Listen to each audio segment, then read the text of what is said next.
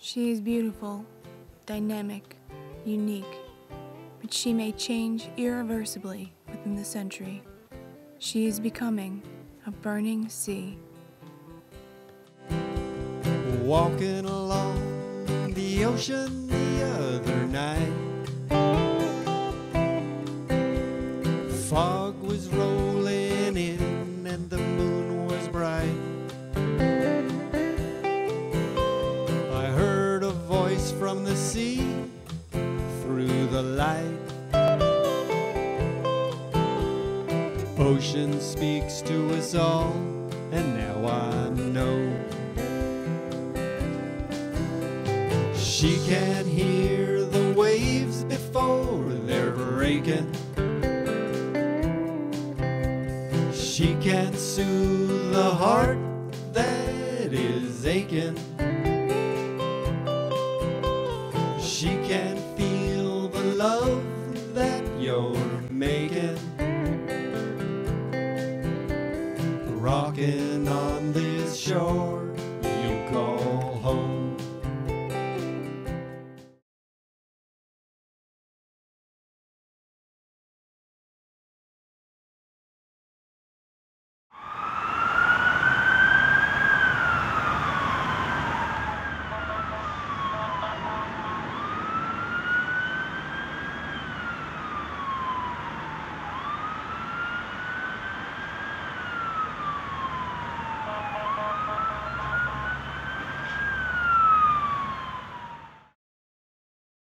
Hi, I'm Steve Daunt. I'm a professor of oceanography at the University of Rhode Island, and I'm studying ocean acidification, particularly studying acidification in estuaries and coastal environments, and how the acidity of an estuary changes from day to day and from year to year to day, in order to understand how it might change in the future.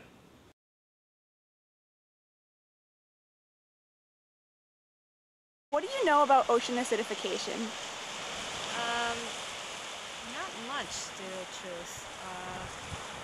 Not quite sure. I know about ocean pollution, so I'm not sure if the two are related. Nothing. I've never even heard of it. I really haven't heard about that specific, that I know that we have ocean access here and everything, and we're very conscious about that and cleaning of the beach and that sort. I'm not that familiar with your specific, project there. Not much. Nothing, except for, was that like acid rain falls in the ocean? No, not really. Not a whole lot.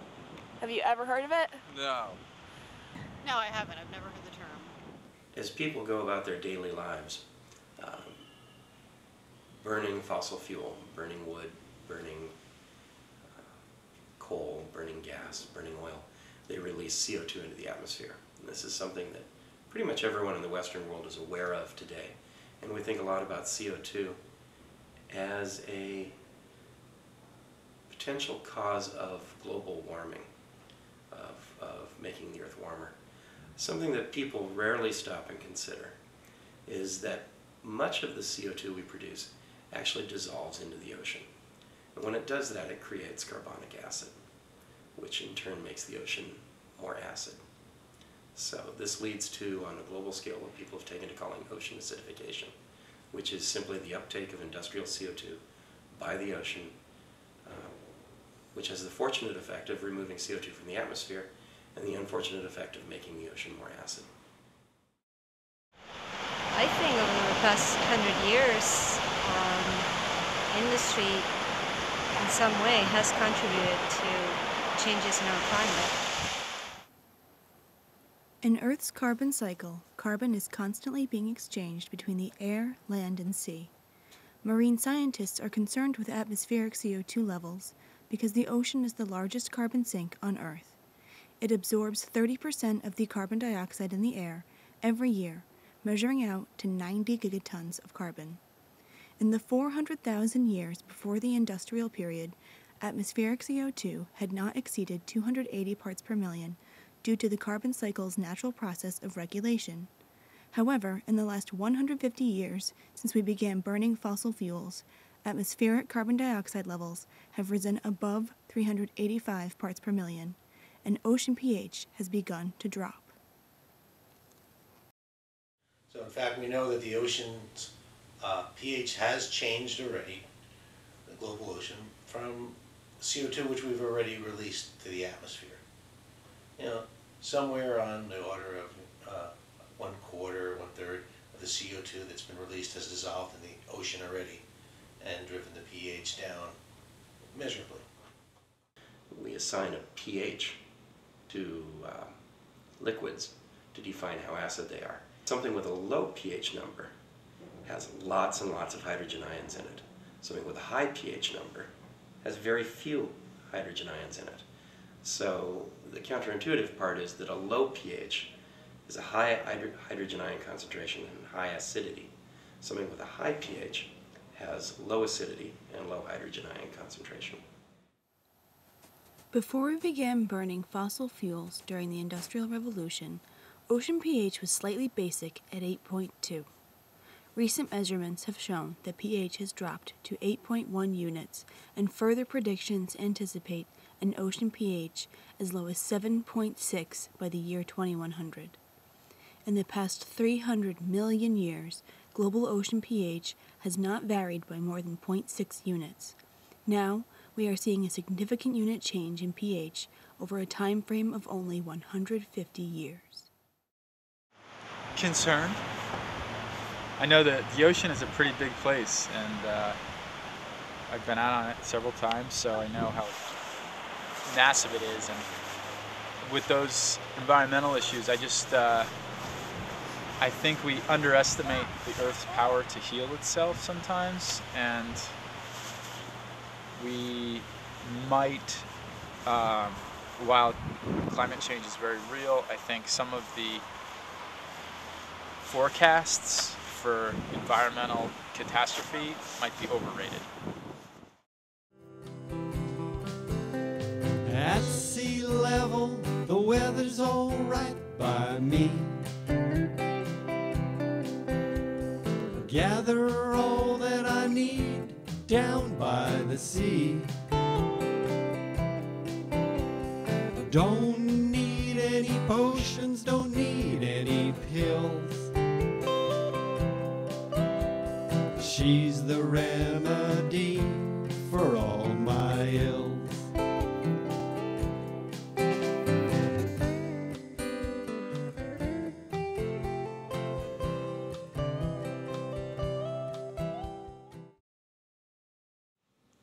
The effect of ocean acidification on organisms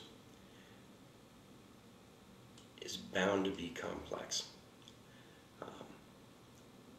We know that a lot of adult organisms can survive fairly low pH. In fact, recent experiments have shown that if you take seawater in an aquarium down to a pH of 6.7, 6.8, which is so much carbonic acid that it's actually formally an acid seawater, that adult organisms of certain kinds, slipper shells, starfish,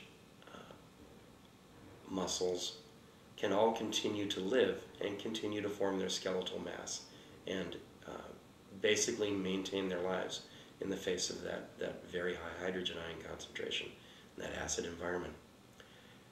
The minute they die, however, their skeletons begin to dissolve. And we see sort of a local example of this every day in Narragansett Bay and in other bays, where the hard-shell clams live in the sediment, which is a more acid environment than the ocean above, and they live happily year after year.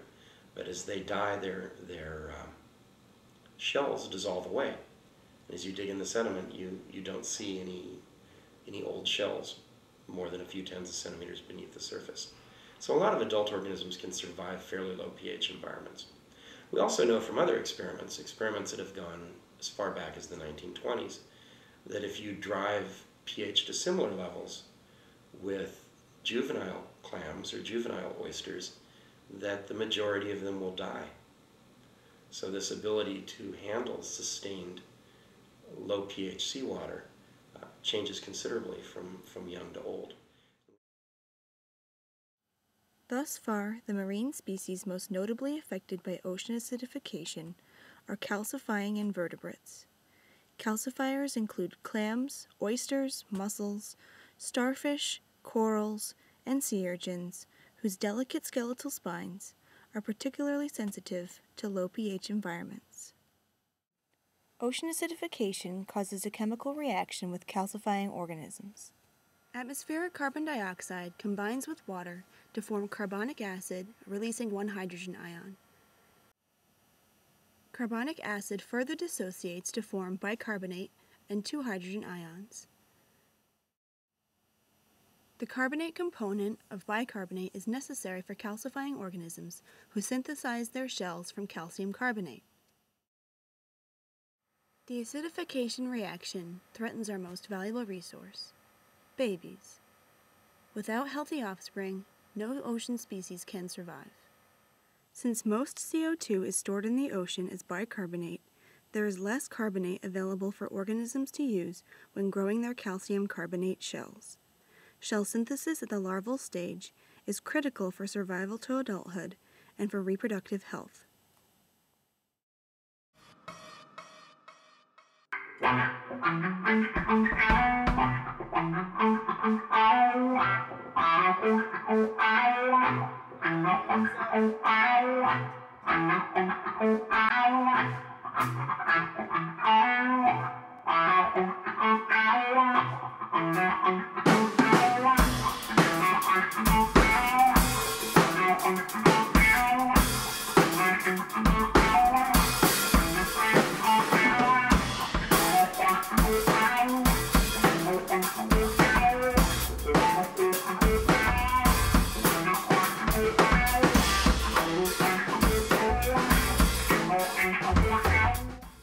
In experimental studies, calcifying organisms exposed to low pH seawater conditions experienced severely harmful effects.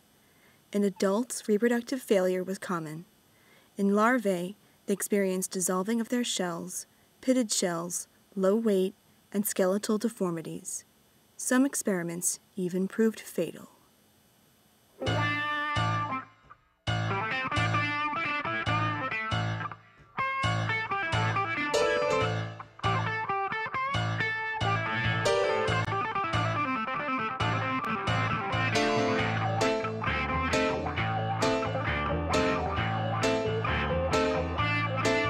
There's a war going on and nobody cares that we're dying. There's a struggle at home cause daddy's little girl is getting higher. She's getting higher. You're trying to walk on but the walk is too long. You swim up a river but the current's too strong. This world is touch and go and the battle is just getting started.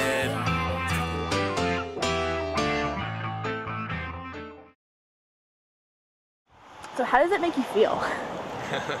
Doesn't sound good. And yeah, I know that like very small changes in the environment, just like the elimination of one species, can have a huge impact on just every other species. Everything's just so dependent on everything else. So yeah, it's a shame that the things that we do, our species does, has such an impact on the ocean and every other aspect of the planet. So yeah, I mean, you hear about scary stories all the time, and it almost seems like it's the media. You question whether they're just hyping things up just to scare you, and like what's actually genuine and what's not. I think that is occurring, and there's evidence of that, and I am not happy about it. I like to preserve the environment as long as possible. Well, I think anything that harms a beautiful thing like this right here is something that we have to face, and we got to face things really fast because things are changing really fast. We got to do all we can possibly do to protect this. It's one of the most beautiful things on the earth right here, and like anything that we can do to save it, we have to do it, no matter what. what do you think about that? It's not good. Well, it sounds like it's a bad thing if you just gave that to me with a fire hose, but if there's definitely a definite connection there, then it sounds like something we should be concerned about. What do you think about that? How does it make you feel? Well, the first thing that I think of is the fishermen and the fishing industry and what they're going through right now, and how they're going to Washington and Boston to lobby, because they're being taken away so many days of fishing and clamming and everything, and ultimately it's going to affect thousands of jobs to start off with. Not only to mention what's going on in the ocean. If they're not able to produce their shells, and we're basically dying out on a food source. Several different levels there. That makes me feel pretty scared. Without, you know, with that going on, it'd be terrible that they wouldn't be able to reproduce, because, you know, we're so lucky to have that. But don't look now, someone's pissed in the pool.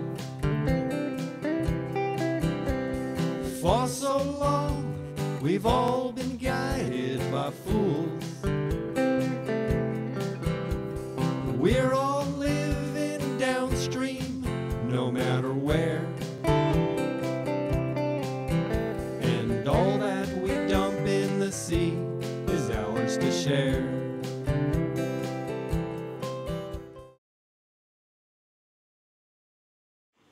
For me, one of the more unusual studies of ocean acidification and animals came out a little over 2 years ago, when two Israeli scientists, Fein and Chernov, took some corals from the Red Sea and put them into aquaria. One aquarium had the pH of normal seawater. The other aquarium had the pH that the ocean will have in equilibrium with an atmosphere where we've burned all of the fossil fuel in the world.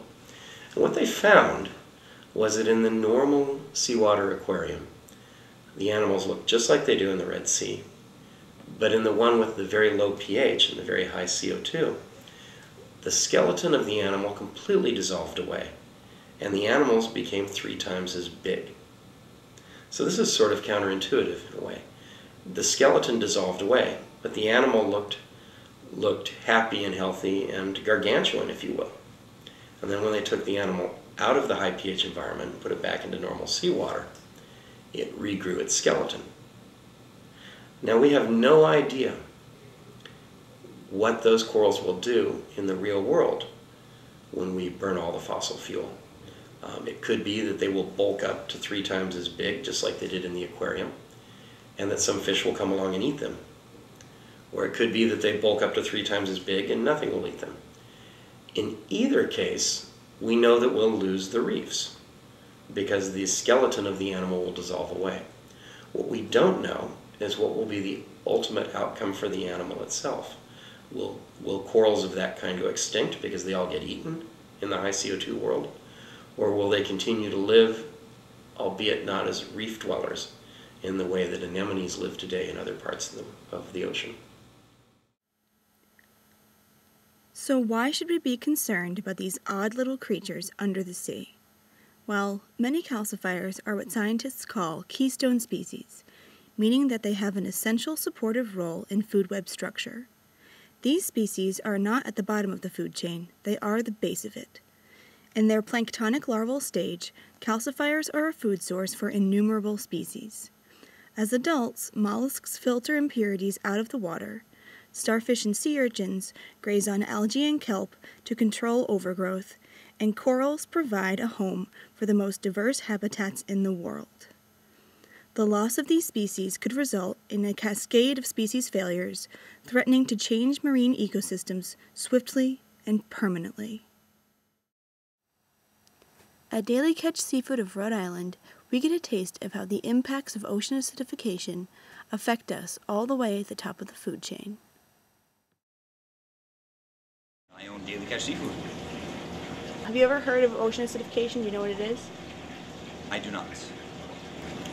My business greatly depends on the ocean. I buy pretty much everything from fishermen who catch everything in the ocean. Without it, I wouldn't have a business. Most of them are out of New Bedford in Boston. Actually, all of them are, pretty much. I buy everything that's wild caught. So obviously, if there wasn't an ocean, I wouldn't be in business. Well, it's very healthy to eat fish. Very good for the heart, all the omega-3 oil, all the antioxidants, all that good stuff. Helps people lose weight, good for people that have diabetes. I have diabetes and I eat fish quite often, and it keeps me healthy. Are you concerned, I'm assuming, with preserving marine environments for future generations? Most definitely. And now that you know what you do about ocean acidification, do you think it's something that needs more attention in the media? Yes, I do. And where do you usually, I mean, you work in the business, but where do you usually get your environmental news? Just from the local news channel. Any other comments? Go daily catch seafood. And where do you usually get your environmental education? Where do you get your news from? Well, the newspapers. I'm a chemical engineer by background, but I've worked a little bit on the environmental end. In fact, I was involved in the environmental end when the EPA regulations were coming out that were protecting the groundwater, so I kind of got involved in the beginning of the whole program.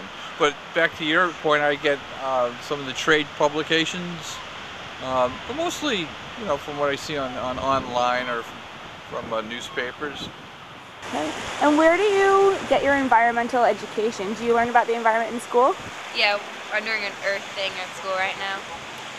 Okay. And have you been learning about climate change? No, I haven't. Do you follow any environmental news like on the radio? No. I listen to NPR, yeah, and they talk about stuff. Yeah, I mean, I came here from the Pacific Northwest, and I think they're a lot more environmentally aware than they are up in the Northeast. Yeah. I watch TV, like nature shows and stuff. Yeah, we both love to watch Discovery Channel. Where do you usually get your environmental news or your information about the environment? We have a book that comes to most surface. We'll have it. It's called Waves, and it's with access to what's happening all over the east and west coast. And a lot of times we just have it among ourselves, stuff that we talk about at the surf shop and everything like this. If there's a problem somewhere that comes up, whether it be anything from simply as a dolphin population having a problem down in the Carolinas or in Florida, and there's a problem. We're always aware of it. We're aware of anything that makes contact with this and puts our water here in a negative aspect. It's very important to us that we'd like to know about it. Where do you usually get your environmental news? My environmental news? I guess the mainstream papers, the New York Times, the Wall Street Journal, National Geographic is a magazine I read. I don't really watch, we don't really have a TV, so we don't do that. But yeah, that's it. Those magazines and newspapers. The media, newspapers, computers. And do you think ocean acidification is something that needs more attention in the media now that you know about it? Oh, absolutely, yeah. I mean, we're really lucky living in the ocean state that we do have Woods Hole. We've got the URI, University of Rhode Island's marine studies over there. Dr. Ballard obviously has done a huge amount for the oceans and everything. But yeah, I think we're in a great spot to raise awareness. They're starting with also the wind power farms out in the ocean off of Block Island. It's just a cumulative thing. All these different efforts need to be put together just to conserve everything out there. So now that I've told you a little bit about ocean acidification, do you think it's an important issue that should be brought to light in the media? Well, if it's true, if there's definitely a connection, usually I like to look at things myself and just kind of verify as compared to talking to you on the beach. This is one of the more recently kind of noted and concerns about the release of carbon dioxide. Everyone's been very concerned for a while, or a lot of people have been concerned about the climate implications. Ocean acidification over the last few years is now receiving a lot of attention.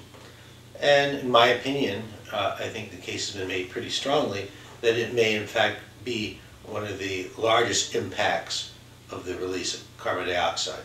That the human use of fossil fuels will drive the ocean pH down, make it more acid, and this may in fact affect the Earth's ecosystems to a larger extent than actual climate change.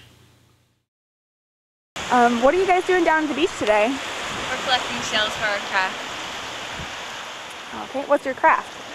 We are going to donate money to charity at this craft fair. And are you concerned with the health of marine ecosystems? I mean, do you value your marine ecosystems? Do you value them for the future? Absolutely. Yeah, definitely.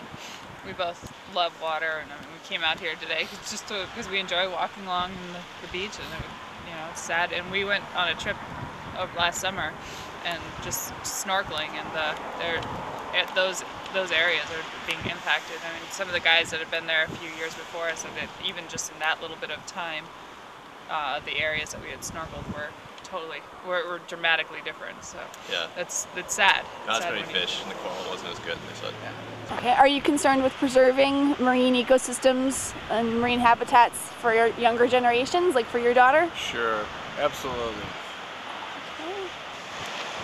I guess the short answer would be yes. I just don't think about it all the time. Okay. And are you concerned with preserving marine ecosystems for the future? Absolutely. So I'm assuming you're concerned with preserving marine ecosystems for future generations as well. Without a doubt, it's probably one of the most critical things that we have to face. And I think of all the things we have is to protect this that's right here. This is a matter of really life and death for us. Okay. And so are you concerned with the health of marine ecosystems? Oh, absolutely. Again, not only for the oceans and everything, and longevity, and for our children's generations, and as far as a food source, but the immediate concern again is employment for our fishermen, our lobstermen, and it's just a huge full come circle kind of problem. It's the problem for the clams and everything, and the ocean life itself, but it's going to affect all of us. Is your marine environment important to you? Do you hope that someday when you get older and have kids, they'll be able to come to the beach and play and pick up shells like you are?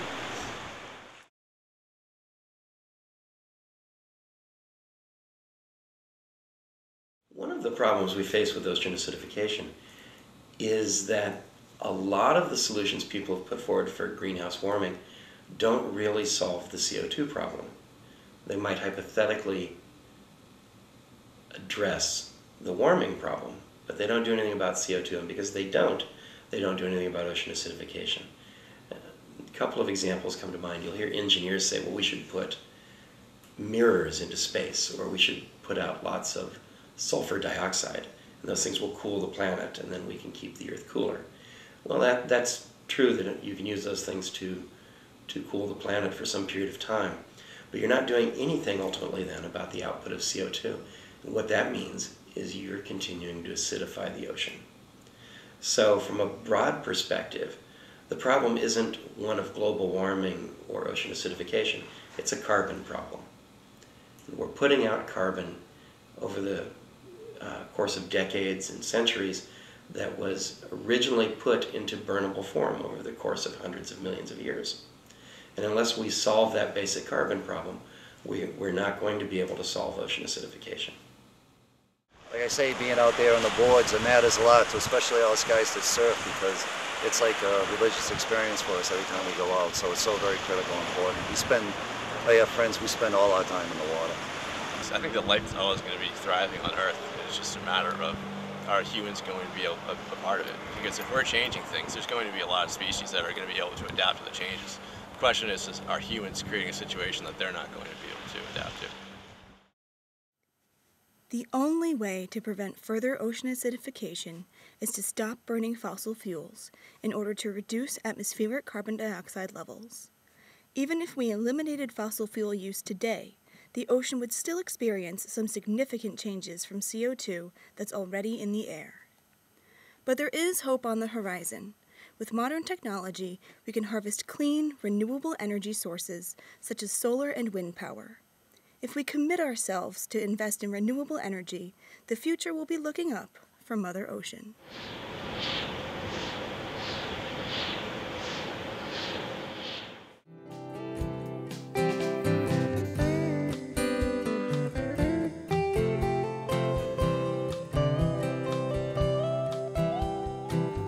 hastily searched for the fountain of youth. If he jumped overboard, he would have found the truth. She gives you life and sometimes takes it away. Ain't she a beauty, even in a rage? She can hear the waves before they're breaking. She can soothe the heart that is aching.